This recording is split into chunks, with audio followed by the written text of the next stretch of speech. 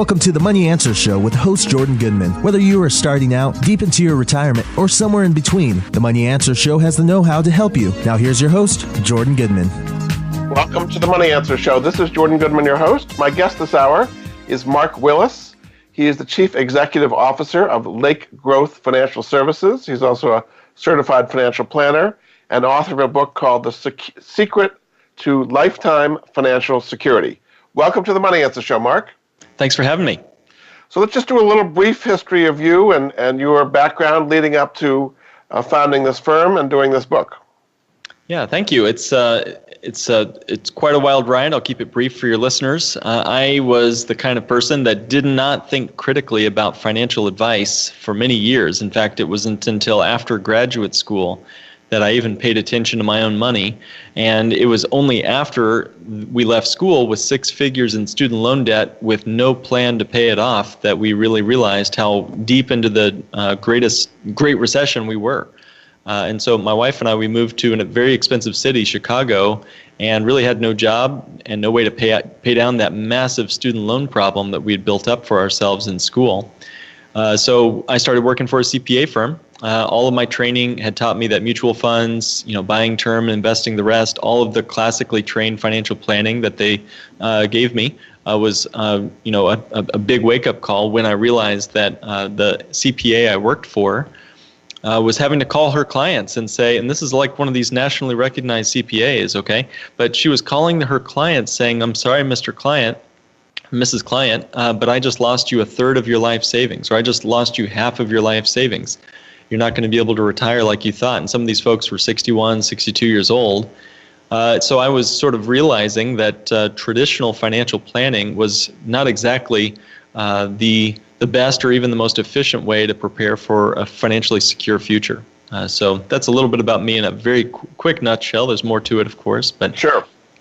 So what is different about Lake Growth Financial Services than traditional financial planning firms?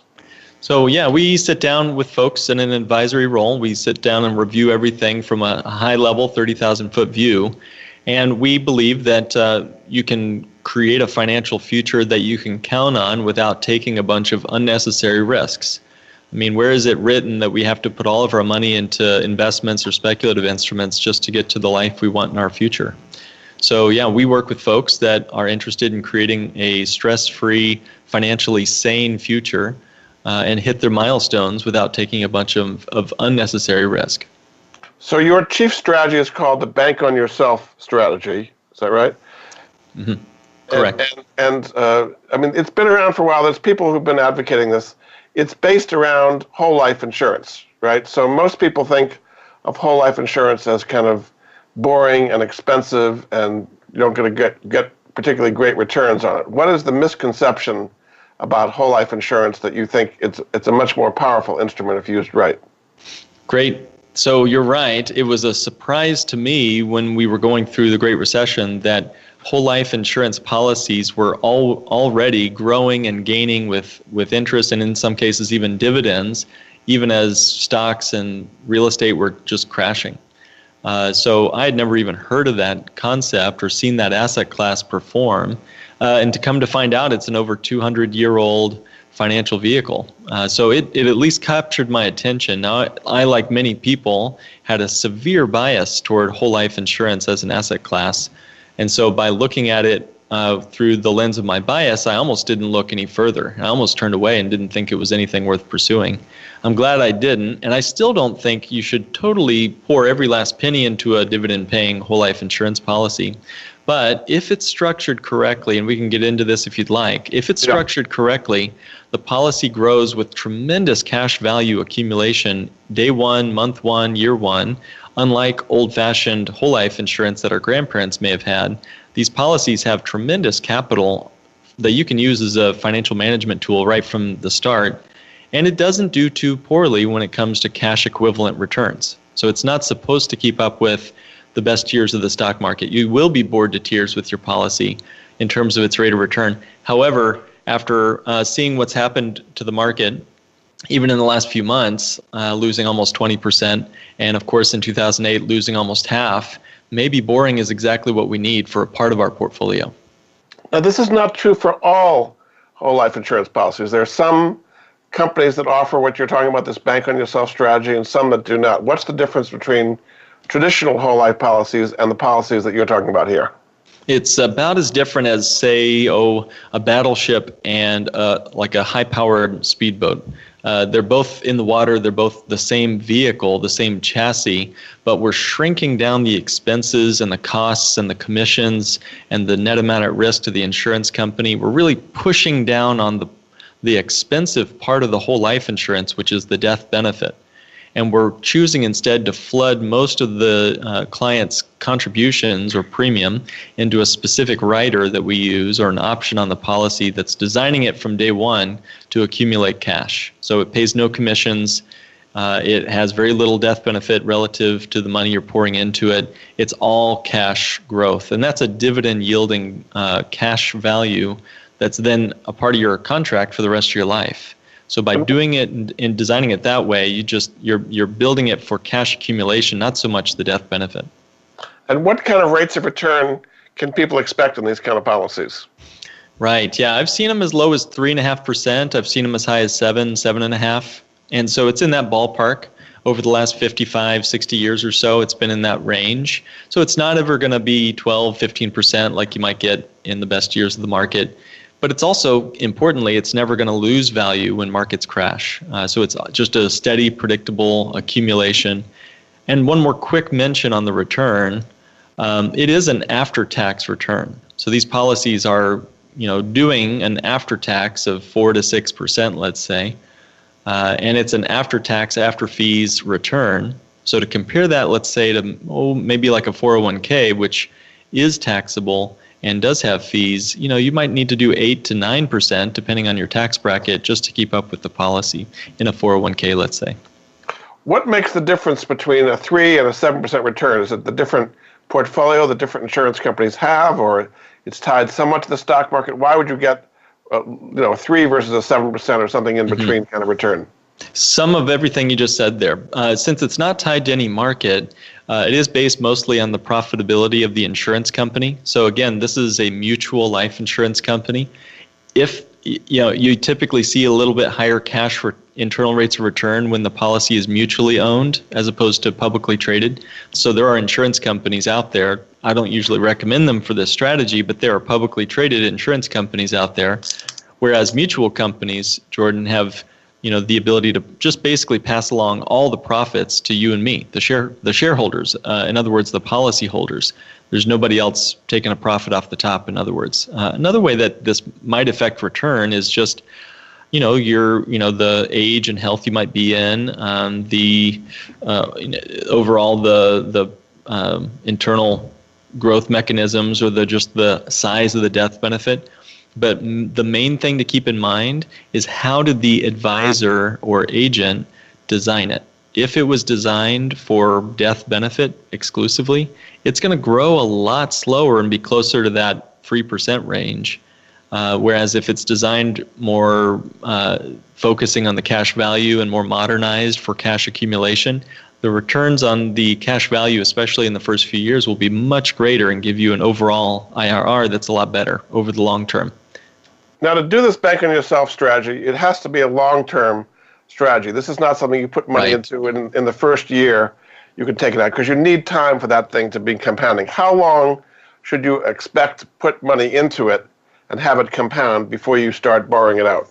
Great question. Speaking of borrowing, maybe we'll do this here in a little while. We can talk about how this can be used as a financing source and increase your overall portfolio yield even further.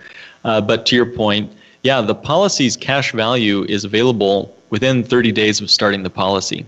So you put the money in, and within a month or so, it's got cash value you can borrow out. I'll give you a quick story. My wife and I, when we first started our first 2 policies, we took a loan in just a few months after starting our first 2 policies to pay off one of our student loans. So we kind of bought back our debt. And in that way, we took back some control over the first of what would be many different student loans that we'd pay off with the policy. So again, we can kind of get into the loan feature and why I think this is really where it shines. Returns are fine, but what I want is predictable liquid capital for my purchases, my real estate deals, paying off old debts. That's where this thing really fits, I think, into a lot of people's portfolios. Okay, but again, how long should you? I know it's available within 30 days, but that's not what you're typically recommending. You're typically recommending that keep it in there for quite a while before you borrow out, so that it has time to accumulate. So, what is the typical time period that you think people should plan on having it accumulate before they borrow it out? Well, to be honest, actually, in many cases, folks in the very first year, even in the first few months, will use it immediately, because when you borrow from the policy, it keeps growing with dividends even on the capital you borrowed. So I'll tell you a quick story. I had a real estate investor who poured in 6 figures into a policy, and in the very first month took a loan against it to buy a new condo, rental condo. Now, why would she do that? Well, the power of this is when you borrow from the policy, it's going to continue to pay you a dividend as if you did not borrow the money out. And at the same time, Jordan, she had the condo paying, appreciating in the neighborhood there and paying a rent check to her. And she used that to repay the policy loan. So there is really no, except just to make sure you're not being foolish with the cash and spending it on a casino or something, there's no reason to just let it sit, soak and sour inside your cash value for years and years before you use it. It's supposed to be a living, breathing financial pool of cash. And what's the advantage of doing this over, say, a 401k, which people think of as the most tax-efficient way? Your money is growing tax-deferred for many years inside that. Okay. Well, it comes down to what do we believe about the future of taxes in this country. If they are even 1% higher in the future, which we all now know at least for 2026, our existing tax law will expire and we'll go back to higher tax rates in just 6 years. If our 401k, if we're contributing to those 401ks with tax-deferred dollars, don't forget, tax-deferred does not mean no tax. It just means we're postponing it until the future. So we're putting our money into a tax-deferred instrument, letting it grow tax-deferred, and then we pay the government whatever they want to charge us when it's come time to retire. That to me doesn't feel like freedom. It feels like a bank who's lent me some money and they don't know what interest rate they're going to charge me until it's time to take the money out. Yeah, very good. Okay, we're going to take a break. This is Jordan Goodman of the Money Answer Show. My guest this hour is Mark Willis. He's the CEO at Lake Growth Financial Services based in Chicago. He is big on the so-called bank on yourself strategy.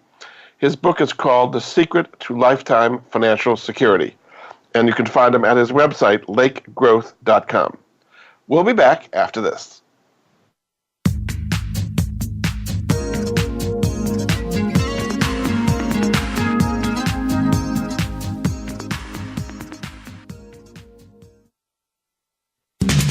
We're always talking business.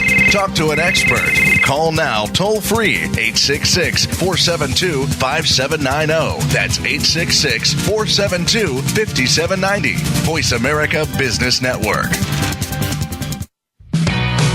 Many industries have been revolutionized by technology in the last decade. Books, music, TV, communications, and now it's happening to our money and the way we pay. Tune in to Breaking Banks with Brett King for a look at how technology and customer behavior will bring about more changes in banking in the next 10 years than in the last 200 years. Listen every Thursday at 3 p.m. Eastern Time, noon Pacific on Voice America Business Channel or on AM 1160 The Voice. You'll never look at your bank account the same again. Attention heroes, current and former firefighters, law enforcement, military, medical, or educational professionals. Heroes can receive rewards averaging over $2,500 when they buy, sell, or refinance a home. Heroes come first. Along with the Homes for Heroes is the nation's largest hero reward program. Their mission is to provide extraordinary savings to heroes who provide extraordinary services to our nation and its communities every day. Learn how you can purchase a home for no down payment, no closing costs, and get money back at closing. Find out how you can own for less than you may pay for rent. Get your hero rewards at heroescomefirst.com. That's heroes, HEROES, comefirst.com. 888-437-6114. Jordan Goodman is an affiliate. He recognizes quality solutions, forming relationships to help improve the lives of his listeners. We're always talking business. Talk to an expert. Call now, toll free, 866-472-5790. That's 866-472-5790. Voice America Business Network. You've been listening to the Money Answer Show with Jordan Goodman. If you have a question for Jordan or his guest, please call us now at 866-472-5790. That's 866-472-5790. Now back to Jordan. Welcome back to the Money Answer Show. This is Jordan Goodman, your host. My guest this hour is Mark Willis. He is the Chief Executive Officer at Lake Growth Financial Services based in Chicago. He is a proponent of the Bank on Yourself strategy. His book is called The Secret to Lifetime Financial Security. Welcome back to the show, Mark.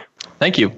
So we were talking about the difference between this kind of Bank on Yourself using whole life insurance and what people might have heard of, which is called index universal life insurance, where it's tied to the S&P 500 or some kind of a stock index.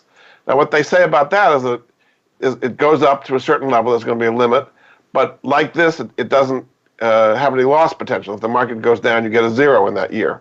So what is the advantage or disadvantage of an IUL compared to the Bank on Yourself strategy using whole life insurance?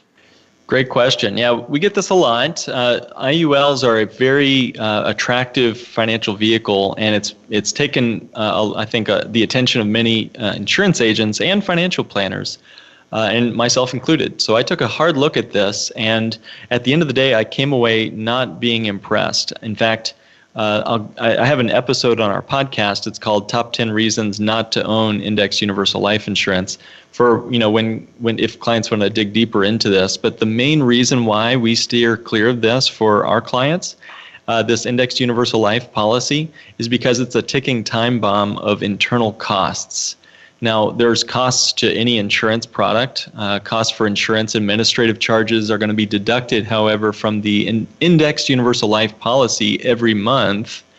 And imagine having annually renewable term insurance on a policy that lasts until you are 121 years old. So, Jordan, you can imagine every year that cost inside the policy of an Indexed Universal Life policy anyway is going to get more and more and more expensive the more birthday candles you have on your cake. Now, the index, like the S&P 500, does not always keep up with that aging body of ours. And so at some point, and it usually happens around the 60-year-old mark or so, the policy starts to shrink as the cost of the insurance exceeds the growth of the cash. And they're somewhere around the mid-70s or so, we notice, folks stop having enough cash in the policy, and the insurance policy collapses on itself. So when we see this working when we see this working well, as if someone's in their 20s and has no intention of keeping it their entire lifetime, but we just say, let's put it into a whole life policy where the costs don't explode like that, and you can design the policy from day one to know what the cash value is going to be and not have to worry about indexing going up, down, or sideways. So the difference is with whole life, you lock in the insurance rate at the age at which you get it, whereas with the Index Universal Life, it's like a annual renewable term that the cost of the insurance is going up every year. That's what you're saying. Correct. I'm looking at one of the tables where it's a cost of insurance for an Index Universal Life company right now. And when you're 30 years old, per $1,000 of death benefit, the cost is only 12 cents. That's not too bad. But by age 65, that cost skyrockets to $1.88 for the same $1,000 of death benefit. And by age 75, it skyrockets up to $5.33 for the same $1,000 of death benefit. So either the index has to be going up just into the stratosphere, like the S&P 500 has to be going up until, up just tremendously to keep up with this policy, where it starts to gobble up cash value to make up for the increasing cost. And that's why we stay away from this policy. I mean, the last 10 years, the stock market has done very well. So maybe it's worked out. You would have gotten a high rate of return more than you would have had the cost of insurance going up. Yep. But you're saying in a bear market, when you get a zero, you don't get a negative, but you get a zero, then the cost of the insurance keeps going up, eating away at the cash value. Correct. Yeah. Just because the index is protected at zero doesn't mean the costs are going to stay flat on an IUL. And so we stay away from those for those reasons. And, unfortunately, this is according to the Wall Street Journal and New York Times, there's over a dozen lawsuits against indexed universal life companies who've sold these policies. So on the policies that you recommend, there are different kinds of whole life insurance providers. You like the mutual companies. Maybe you could name some of the companies that offer policies that do fit the model that you're talking about, that will work with your particular strategy. Sure, yeah, and just to be clear, we don't pick any one company. We do work with dozens of insurance companies that meet all of our criteria. I'll list a few of the characteristics first, and then I'll give some names. So these are mutual life insurance companies that have been around for over 100 years. We want to make sure that they've been around through the Great Depression, through the Great Recession, Jordan. You want to make sure, too, that they've been consecutively paying you and the policyholder dividends without fail for at least a century. So that's the kind of financial strength you need to look for. You also want to make sure that the policy is whole life insurance, dividend-paying whole life, and you want to make sure that there are paid-up additions attached to the policy in the correct amounts. So this is where the engineering of the policy gets really important, where I'd say definitely check out any advisor that's been trained through Bank on Yourself. That's why we went through that process in our firm here. It took us about 3.5 years to do it, and I couldn't agree more with the strategies they train us in. The next thing I'd say is look for, and this is very important, I know it's going to sound sort of arcane, but look for policy loans that are non-direct recognition. Non-direct recognition. What that means is the policy has to continue to pay you a full dividend even while you have your loan out on the policy as if you had not taken the loan. That gives you the power of letting your money do two things at once. So there's a lot of great mutual companies out there that will penalize you when you take a loan out and reduce your dividend. Okay, how can the insurance company do that? I mean, they don't have the cash to earn the dividend on. So how can they pay you on money they don't have to invest? Yeah, great question. So you are actually using your cash value as collateral for the loan. So your collateral is your death benefit, essentially. It's the safest loan that the insurance company could ever offer. And the insurance company keeps enough cash on hand, not just for your cash value, but your entire death benefit. So their general portfolio is large enough so that even if you were to take a loan of $500,000, like we had a client do that earlier last month, to buy a real estate property with cash purchase for $500,000, within about a week he got it. That policy had a several $1 million death benefit. So the policy's cash in the general fund of the insurance company is large enough that they don't miss it. They continue to pay a dividend, not on your cash value, but on the death benefit. And that's how they're able to do that. Because they've got investments that are fixed income, corporate bonds all over the world, and the loans on policies are only a small fraction of what the insurance company is receiving in their portfolio. What would be some of the companies that you like to deal with that meet this criteria? So you want to work with the companies in the ways that I just mentioned. Some of them that you might have heard of, some you haven't, like Mass Mutual out in New York. You want to look at maybe Lafayette Life Insurance. Definitely a great company for this strategy. Foresters Financial, they're a fraternal benefit society, and so they pay out just like a mutual would. Security Mutual Life Insurance of New York. These are companies that we tend to lean on, but we certainly we aren't exclusive to any one company because it's important that we're independent working for our clients. And what kind of commissions are involved in buying? Because it's not explicit, it's all kind of in there. What kind of commissions compared to traditional whole life insurance where 90% or something of the first year premium can go out as commission? Right, yeah. Yeah, it's actually, I like to compare it both to old-fashioned whole life insurance and to typical 1% assets under management costs on mutual funds too. And in fact, our one of our podcast episodes talks about it in granular detail. We have a spreadsheet laying it out and everything. So for example, for a gentleman who puts $1,000 a month into a policy like we would engineer it, we typically cut those commissions by cutting the death benefit down. You're able to cut the commissions down by about 50 to 70%. And Jordan, just to kind of give your listeners an idea here, over a 30-year period, if you're putting $1,000 a month into a dividend-paying whole life Bank on Yourself designed policy here, The commissions to the agent is somewhere around $6,000 over 30 years. If you're putting in $1,000 a month over 30 years. Similar contributions, $1,000 a month into some term insurance plus 1% AUM on an investment portfolio. If the investment portfolio did about 5% a year, the investment advisor is going to make about $114,000 off of your investment. Over those 30 years. Over the 30 years. So which of those numbers seems fair to you? $6,000 commission or $114,000 commission?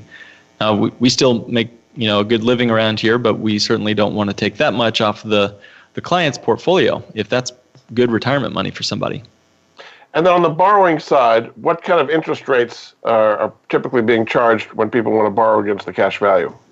Yeah, the insurance companies get to set those typically, and you see that before you sign up for the policy and such. I have been blown away by the favorable interest provisions on these contracts. Let me give you a sort of a specific example in just a minute. The insurance companies that we typically work with have a 5% simple interest rate, and it's compounded only annually in arrears. So again, let's kind of change that over to English now.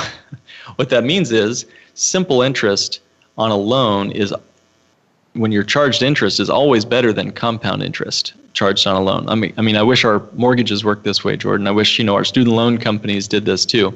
Simple interest loans mean you pay your principal first all year long and lower your APR.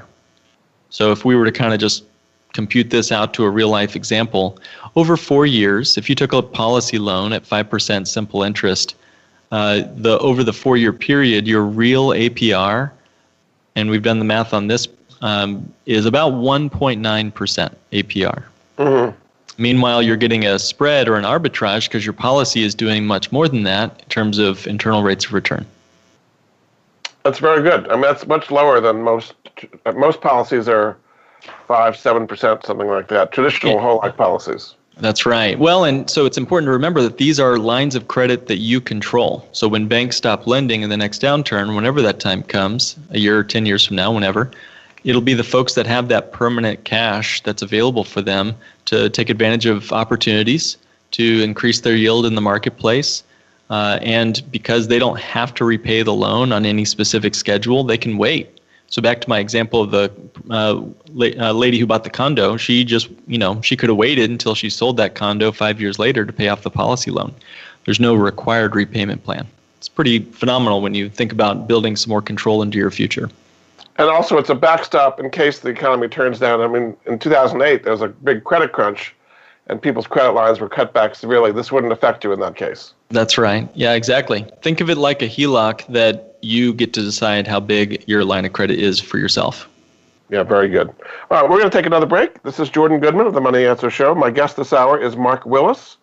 He's the Chief Executive Officer at Lake Growth Financial Services, based in Chicago. His book is called The Secret to Lifetime Financial Security. A website you can find out more about him is lakegrowth.com. We'll be back after this.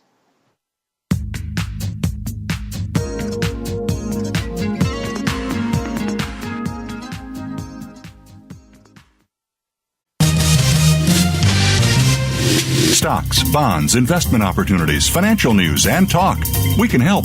Call us now toll free, 866-472-5790. 866-472-5790. Voice America Business Network.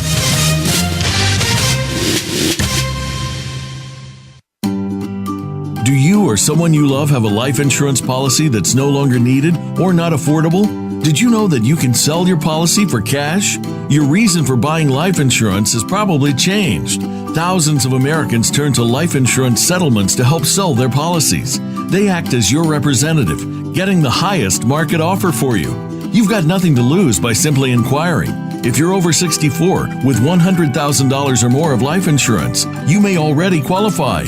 Call 877-485-6681 to get your free non-binding appraisal or visit fundinglife.com. Life Insurance Settlements. Discover the true value of your life insurance. 877-485-6681. Jordan Goodman is an affiliate. He recognizes quality solutions, forming relationships to help improve the lives of his listeners. The pace of change in the world is increasing exponentially and shows no signs of slowing down. Leadership is evolving and requires more and more innovative leaders to keep up. Innovative Leaders Driving Thriving Organizations with Maureen Metcalf features interviews with global business leaders, thought leaders, and academics in a wide range of industries. Proven concepts and tools may be applied to build your organization and deliver sustainable success. Tune in every Tuesday at 2 p.m. Eastern Time, 11 a.m. Pacific on Voice America Business. You've been listening to the Money Answer Show with Jordan Goodman. If you have a question for Jordan or his guest, please call us now at 866-472-5790. That's 866-472-5790. Now back to Jordan. Welcome back to the Money Answer Show. This is Jordan Goodman, your host. My guest this hour is Mark Willis, CEO at Lake Growth Financial Services based in Chicago. His website, lakegrowth.com. His book is called The Secret to Lifetime Financial Security. Welcome back to the show, Mark. Thanks for having me. So we were talking about this bank on yourself strategy. So let's talk about some of the specific uses and how that might be better than doing it in other ways. College being a big one. People take on a lot of college debt, or they use UGMA accounts or 529 plans to save for college. How can this strategy be better than those as a way of financing college? Well, there's a number of reasons that I have personally opened up a policy specifically for my daughter. She's only coming on 3 years old now, but we will know the guaranteed amount that will be available for her college on the day she's ready to graduate. So when you have specific deadline funds like this, the whole life policy really puts you in control of your money. And of course, then once it's ready to go to college and spend on college funds, when you use the funds in the policies we've been describing in the previous segment, your policy, if you take a loan against it, will keep on growing as though you hadn't spent it. So that's been huge for us. And I guess one other thing to keep in mind is that cash is then available to spend again in retirement if you repay the policy loan after you graduate, after the kid graduates. So one more quick item on this. The cash value does not count against you when you apply for federal student aid. So many 529 plans, your equity in your home, your income, all of it is calculated on the FAFSA form and the CSS profile, the forms that are required for most college applications. Funny enough, cash value life insurance is one of the few things that does not get reported on these college forms, allowing you to store more of your wealth and look poorer than you maybe really are, and get access to bigger grants and scholarships along the way. It's more of an ancillary benefit. So what is the benefit of doing this compared to a tax-free 529 plan or a Uniform Gifts to Minors Act account as a way of building up money for college? Okay, yeah. With the UPMAs and UGMAs, the gift to minors, aren't those typically put in the minor's name once they become age majority? Okay. I don't know about you. When I was 18, I probably wouldn't have spent it all on college. No. Maybe a nice car or two, right? But otherwise, they're tied to the market. 529s and most UPMAs and UGMAs are tied to things that we cannot access or use or control. And once you spend the money in a 529, it's gone for good. And if the kid is not interested in going to college or decides to be the next Bill Gates, then all that money in that 529 is penalized if you get it out for any other purpose. So I've already used the policy that's we designed for my daughter for other purposes, and hope to help get her to college with those funds. But if she decides to start the next $1 billion business, I'll give her a loan to help her get it started instead of going to college. Yeah. Okay. You said that you'll know when the child is young, you'll know exactly how much cash value you're going to have 18 years from now, in the future. How do you know that if the rates of return could be anywhere between 3 and 7%? That would make a big difference on how much cash value is built up many years in the future. That's a great clarifying question. Yeah. So before you start your policy, you're given a schedule by the insurance company of the guaranteed cash value accumulation every single year for the rest of your life. So it's either going to be, whatever rate of return it is, it's going to be clearly spelled out to you before you sign on the dotted line and say, yes, I'll take this contract. So it's not like it wavers a lot one year to the next. Now, there is one factor that is not guaranteed, and that is the dividend So when I said that I have a guaranteed predictable amount that she'll have at age 18, I'm assuming no dividends on that schedule. But if we assume today's dividend rate repeated for, the next 18 years, 15 years, then, that number is variable and it can change. It's just a matter of how much extra profit do we have above the guarantee that we are promised by the insurance company. Does that answer your question? The guarantee is typically at about a 3% rate. What is the guarantee typically at?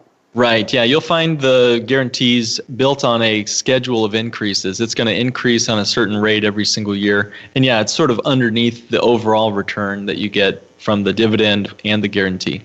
So in planning, when you plan with a client, what kind of rate of return do you expect with the guarantee plus the dividends over an 18-year time frame? I mean, it can't be exact, but just roughly What are you counting on? Again, you might look at it different depending on if you're 75 years old starting one of these or 25 years old starting one of these. But, you could see it in that same range that we described, somewhere between 4 and 7%, depending on how the policy is designed. And most importantly, too, like where interest rates are headed. If interest rates stay as low as they've been, then you're going to see a lower end of that spectrum. If we start to see interest rates rise, like the Fed has shown us, at least in the last few months or so, we'll see what happens, right, with recent policy changes. But if interest rates get back to normal levels, then the dividend rises right alongside that.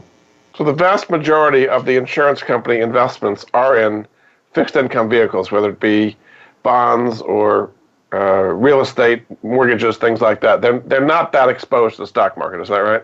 That's right. Less than 1% of their funds are in any kind of equities. So that gives you more predictability, is what you're saying. Correct. Yep. And they're holding those bonds to maturity. They're not worried as much about reinvestment rate risk as us mere mortals. They're looking at it as mainly an income stream that they can use to pay out their death claims and operating their business and so forth. Yeah.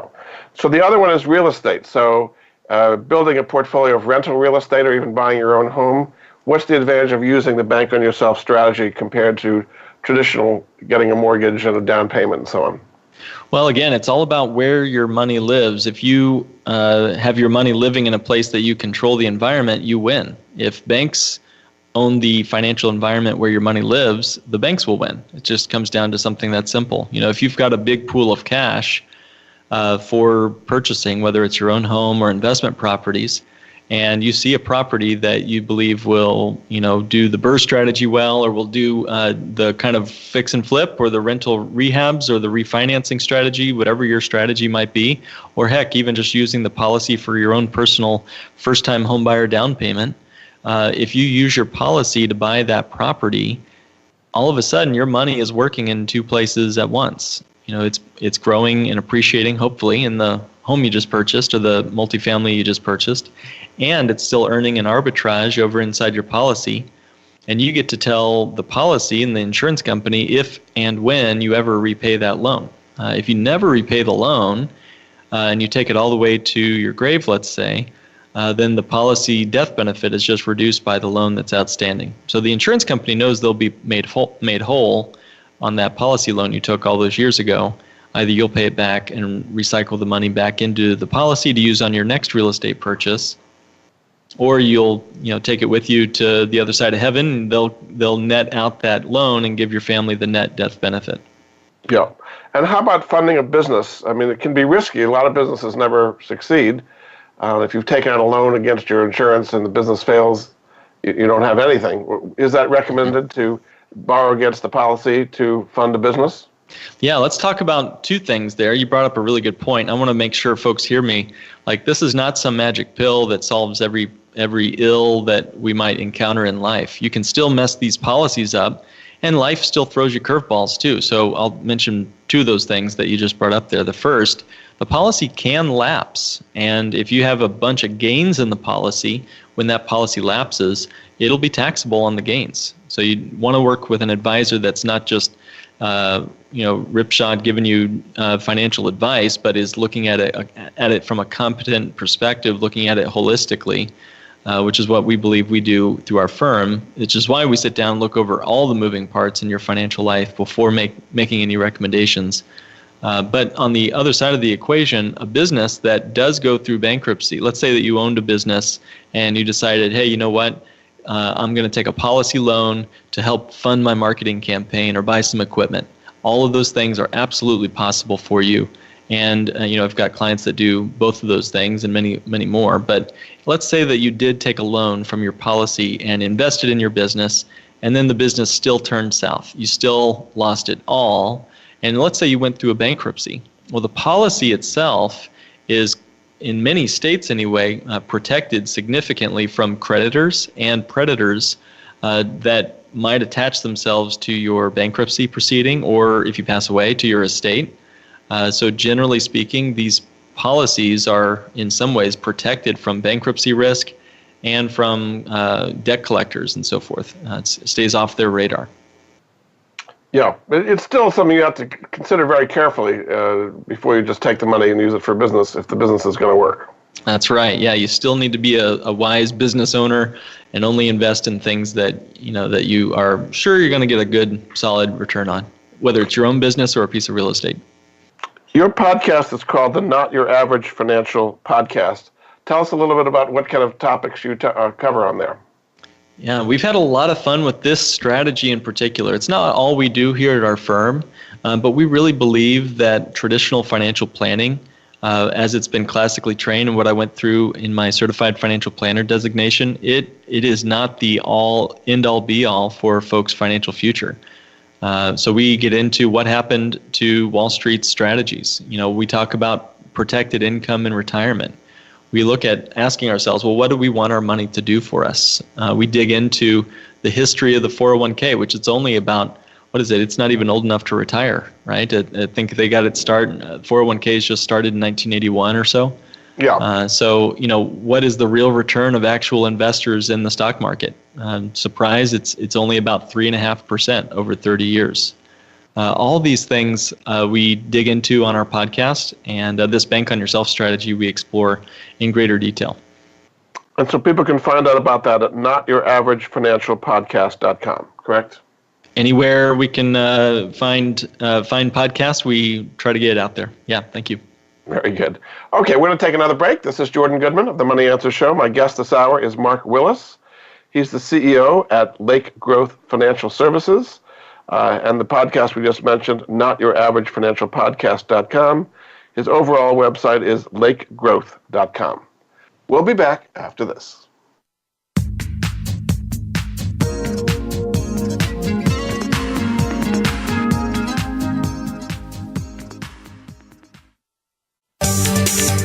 From the boardroom to you, Voice America Business Network. Are you a homeowner tired of making monthly mortgage payments with little progress towards paying down your principal? Does paying off your home in 5 to 7 years without making larger or more frequent payments sound appealing? Paying off your home in full in 5 to 7 years is really possible thanks to Truth and Equity's Mortgage Equity Optimization System, a money management approach that puts your money to work for you 24/7. If you own a home with some equity, have a decent credit score, and verifiable income, you owe it to yourself to learn more about Truth and Equity's program. There's no need to replace your mortgage or refinance in many cases. The system works for new home purchases as well as current mortgages. Your home is your largest investment. Own it outright in 5 to 7 years. Call Truth and Equity 888-262-5540 or visit truthandequity.com 888-262-5540. Jordan Goodman is an affiliate. He recognizes quality solutions, forming relationships to help improve the lives of his listeners. Business news and discussions are always changing. In order to stay ahead of the game, sometimes you need to be a follower. You can follow the Voice America Business channel on Twitter at VoiceAMBusiness. Again, that's at VoiceAMBusiness, and stay current.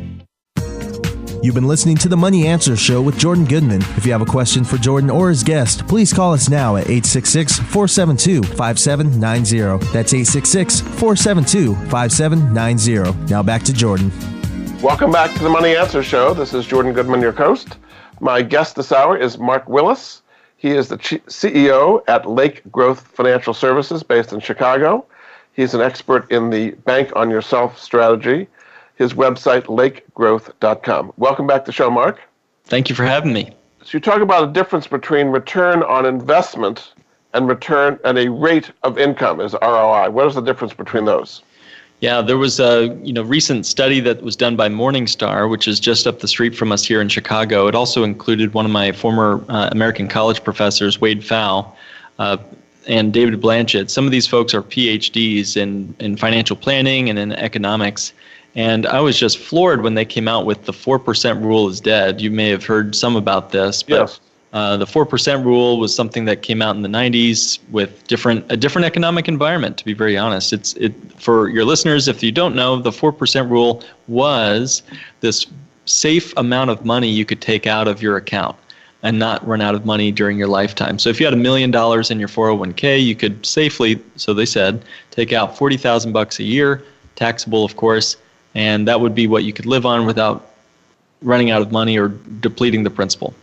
Did I do a fair summary to the 4%? That's right, but interest rates are a lot lower now than they were back then. Interest rates and then the beta on the market, the volatility is up. So we've had some great booming years in the stock market, so that helped us some. But even so, with a 40% equity bond, 40-60 blend there in retirement, they're asking us to only take out 2.8% now.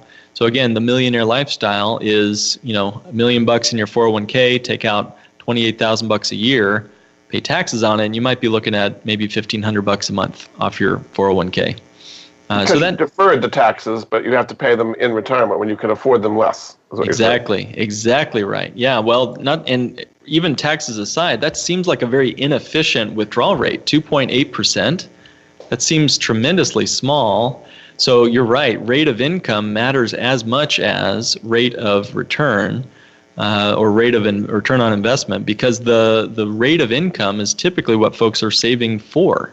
Why are we saving? Why are we chasing rate of return? Most of us, not all, but most of us are trying to get the best income we can have in our lifetime in our retirement.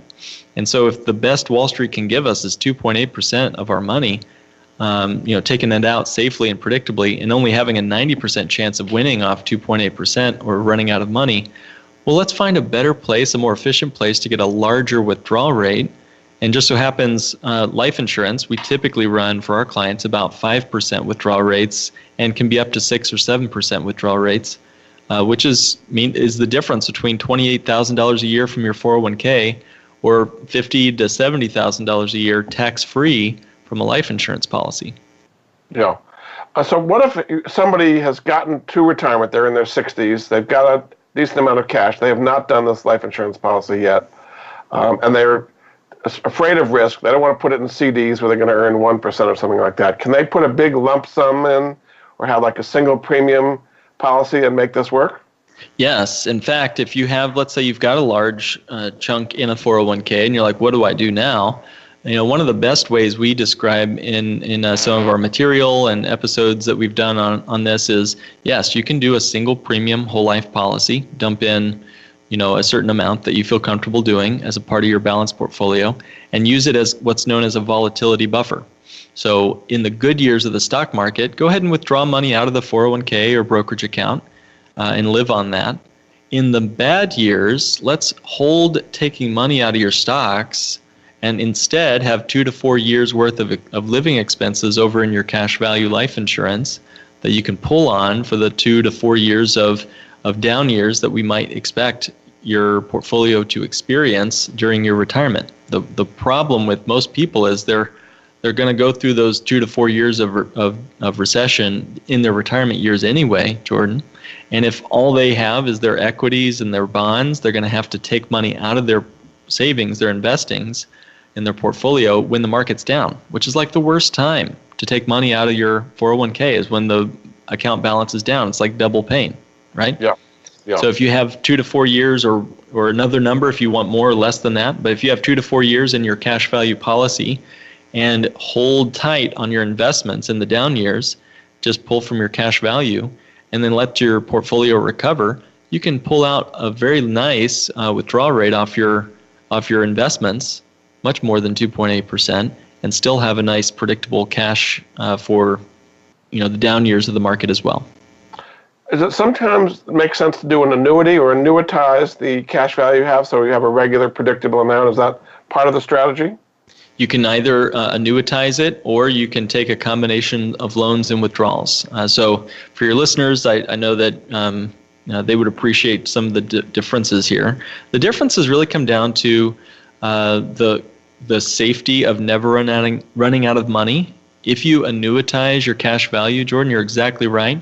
You can take that money out, and even if you run out of money, you'd never run out of income if you annuitize the cash value. Now, the problem is when you annuitize life insurance or anything, your 401k or anything else, it generally removes the liquidity of your account, whether it's a 401k or a cash value policy.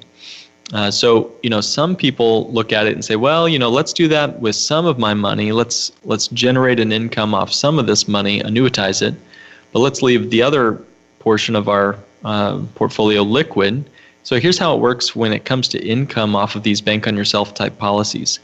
You can leave the money liquid and take withdrawals of your cost basis, and it stays completely tax-free. And then when you get to gains, you can switch to non-recourse policy loans, and also the loans come out income tax-free. Now, when you annuitize, it generally means you're going to get taxed on some of that money. When you keep it in the policy and don't annuitize it, it's generally all of it available to you completely tax-free, of course, under current law, right? So that's one way you can, keep out of the IRS's grasp, is not annuitizing the cash value and keeping that policy's income in more of a manual transmission rather than annuitizing and moving it to automatic transmission. Does that make sense? Because the annuity, you're taking it out as income, and it's taxable as you're taking it out, or as withdrawals, whereas the other, it's loans, and loans are not taxable. Is that right? That's a good way to summarize it. Mm-hmm. Yeah. Okay. So who is this a good fit for, and who is this not a good fit for, this whole bank on yourself concept? I'll start with who it's not a good fit for. We found this just a great fit for lots of folks, but there are some people who just do not fit this strategy. The first is it still takes saving. Don't look at this as, pulling money out of the death benefit. It's the cash value you can loan against, not the death benefit. So it still means we're living within our means, still means we're putting away for our financial future and accumulating wealth. Eventually, of course, the dividends will exceed your contributions, but it is still your responsibility to save for yourself. So that's the first. If folks are looking for instant leverage for money that's not theirs, they'll be disappointed with this strategy. Also, rates of return. Again, we've kind of pushed on that some on this episode.